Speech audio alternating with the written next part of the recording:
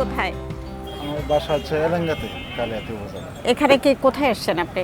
এখানে আমরা এলজিডিতে আসছিলাম, তো সেখানে একটু ব্যাংকের কাজ ছিল, ব্যাংকের কাজ সেরে এদিকে।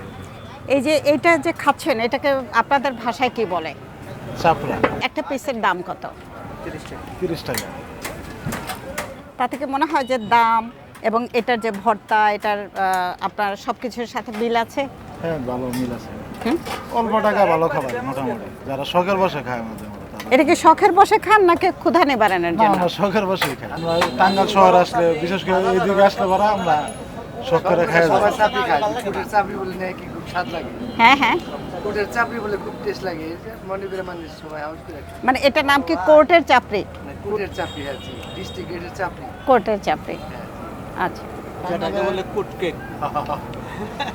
এটাকে কি বলে? কুট কেক বলে অনেকে। Court cake.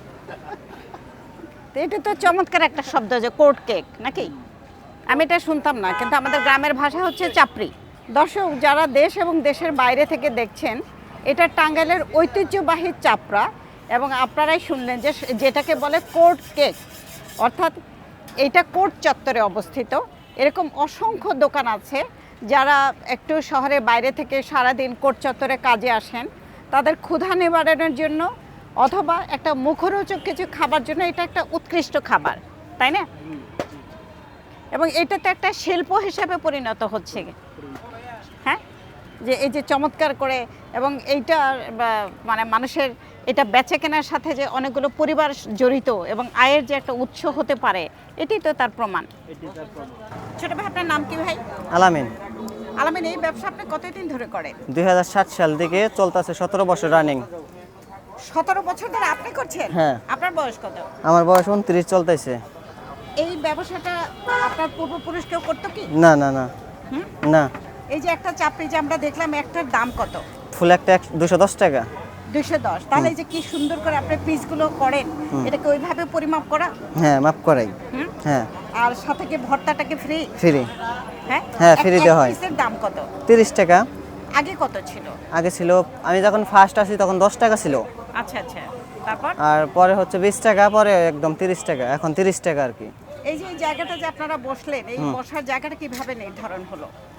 এটা সরকারি জায়গা, এখন ফুটপাতে আমরা যাদেরকে বইলে অনেকে করতাইছে, তাদেরকে রিকোয়েস্ট করে আর কি, আমরা গরিব মানুষ বলছি যে না, আমরা কর্ম করে খাইতে হবে আমাদের, তো আমরা তো আর অন্য কোনো কাজ জানি না, তো এই জায়গায় কাজ শিখছি, সবাই রিকোয়েস্ট করে আমরা এই জায়গায় বসে আর কি দোকান করতেছি সরকারি জায়গায়। দেখা যায় কিছু কিছু সময় ভেঙে দেয়, আমরা বসে থাকি 10-15 দিন, আবার 10-15 দিন পরে আমরা আবার করি, ঠিকঠাক করে আবার রানিং করি মানে দোকান। মাঝে মাঝে ভেঙে দেয়? হ্যাঁ, মাঝে মাঝে ভেঙে দেয়। একটা চাপড়ি যে এই মানে ডেইলি কতগুলো চাপড়ি বিক্রি হয় মোটামুটি?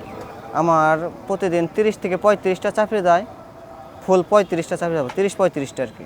আর কোর্ট যখন বন্ধ থাকে তখন? তখন এরকমই যায়। তখনই কি হ্যাঁ, লোকজন খেতে আসে? তখন কুটকাছারি যখন বন্ধ থাকে, শুধু জাস্ট ডিস্ট্রিক্টের মধ্যে একটা দোকানই খোলা থাকে। আপনারটা? হ্যাঁ, আমারটাই। আর অন্যগুলো বন্ধ হয়ে সব থাকে? বন্ধ থাকে, হ্যাঁ। তো এখন এই দোকান যে মালিক ছিল, সেও আগে শুক্রবার শনিবার বন্ধ ছিল, সেও করছে বন্ধর দিনে, এবং কি আমি নিজেও করি বন্ধর দিনে।